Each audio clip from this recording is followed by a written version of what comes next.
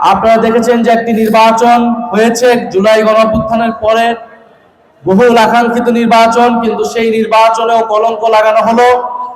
সেই নির্বাচনকে নানাভাবে প্রশ্নবিদ্ধ করা হয়েছে।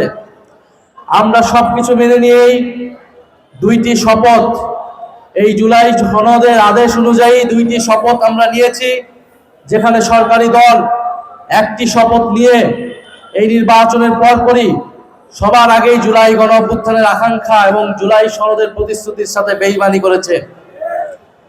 তারা দুইটি শপথ নেয়নি এবং নানাভাবে তারা বোঝানোর চেষ্টা করছে যে জুলাই সনদ বাস্তবায়ন আদেশ যেটি হয়েছে, গণভোট যেটি হয়েছে, যেখানে জনগণ ব্যাপকভাবে হায়ের পক্ষে তথা সংস্কারের পক্ষে রায় দিয়েছে, সেই গণভোটের বৈধতা নিয়ে তারা নানা ধরনের ষড়যন্ত্রে লিপ্ত হয়েছে। সেই জুলাই সনদ বাস্তবায়ন আদেশ এবং গণভোটের বৈধতাকে তারা আদালতে নিয়ে যাওয়ার, তাদের সরকার দলপন্থী আইনজীবীরা সেটা আদালতে নিয়ে যেয়ে বৈধতাকে প্রশ্নবিদ্ধ করার চেষ্টা করছে, আদালতের উপরে চাপ প্রয়োগ করছে। আমরা দেখছি দুদককে কিভাবে, দুদকের চেয়ারম্যান এবং কমিশনারদেরকে চাপ প্রয়োগ করে পদত্যাগে বাধ্য করা হলো। বাংলাদেশ ব্যাংকের গভর্নরকে মব তৈরি করে সেই তার প্রতিষ্ঠান থেকে তার প্রতিষ্ঠান ছাড়তে বাধ্য করা হলো। বিগত আমলে আমরা শেখ হাসিনার আমলে দেখেছিলাম এইভাবে রাষ্ট্রীয় প্রতিষ্ঠানগুলো, দেশের প্রতিষ্ঠান, বিচার বিভাগ, প্রশাসন, পুলিশ সবকিছু কিভাবে একটি দলীয়করণ করা হয়েছিল। সেই একই প্রবণতা আমরা এই সরকারের মাত্র এক মাসও হয় নাই, সেই সরকারের শুরু থেকেই আমরা দেখতে পাচ্ছি। মেঘ দেখলে বোঝা যায় বৃষ্টি হবে কিনা, দিনের শুরুতেই আকাশ দেখলে বোঝা যায় যে আজকের দিনটা কেমন যাবে। এই সরকারের প্রথম শুরুর দিক থেকে দেখেই বোঝা যাচ্ছে এই সরকার বাংলাদেশকে কিভাবে পরিচালিত করতে চাচ্ছে, কোন দিকে নিয়ে যেতে চাচ্ছে।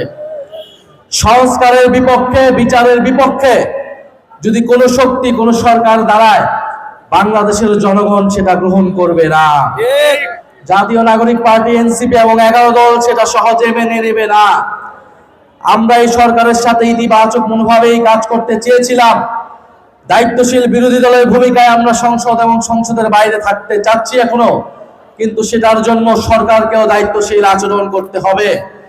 এই আগামী 12 তারিখ অধিবেশন হবে, সেই অধিবেশনের শুরুতেই সংস্কার পরিষদ, সংবিধান সংস্কার পরিষদের সদস্য হিসেবে তাদেরকে শপথ নিতে হবে এবং ফ্যাসিস্টের রাষ্ট্রপতিকে অপসারণের জন্য যথাযথ ব্যবস্থা গ্রহণ করতে হবে।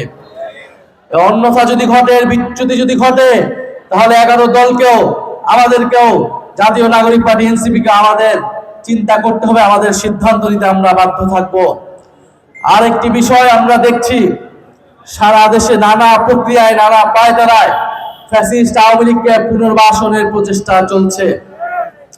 মিডিয়ার মাধ্যমে বিভিন্ন মিডিয়া নানা পরিকল্পনা করে জুলাই গণঅভ্যুত্থানকে টার্গেট করে যাচ্ছে। 5ই আগস্টের পর থেকে এবং এই নির্বাচনের পর থেকে সরকারের আশ্রয়ে প্রশ্রয়ে এবং গ্রিন সিগন্যালে তারা ব্যাপকভাবে আওয়ামী পুনর্বাসনের চেষ্টা এবং সেই ন্যারেটিভে তারা নিউজ, তথ্য, সংবাদ, অপতথ্য দ্বারা প্রচারণা করছে। আমরা খুব স্পষ্টভাবে বলতে চাই, ফ্যাসিস্টদের কোনো ক্ষমা নাই। ফ্যাসিস্টদের বিচার, ফ্যাসিবাদের দোষরদের বিচার এই বাংলার মাটিতে হবেই হবে ইনশাআল্লাহ। শরীফ ওসমান হাদিকে যারা হত্যা করেছে, সেই সকল হত্যাকারীদের, খুনিদের বিচার এই বাংলার মাটিতে হতেই হবে। এর পথে যারা বাধা হয়ে দাঁড়াবে, তাদের বিরুদ্ধে আমরা দাঁড়াবো, তাদের বিরুদ্ধে বাংলাদেশের জনগণ দাঁড়াবে। আমরা খুব স্পষ্টভাবে বলতে চাই, মুক্তিযুদ্ধের নামে, 7ই মার্চের নামে, শেখ মুজিবের নামে, অন্য যে কোনো কিছুর নামেই ফ্যাসিস্টদেরকে যদি পুনর্বাসনের প্রচেষ্টা চালানো হয়, তাহলে সেটা আমরা মেনে নেব না। মুক্তিযুদ্ধ আমাদের গৌরব, ইতিহাসের অংশ।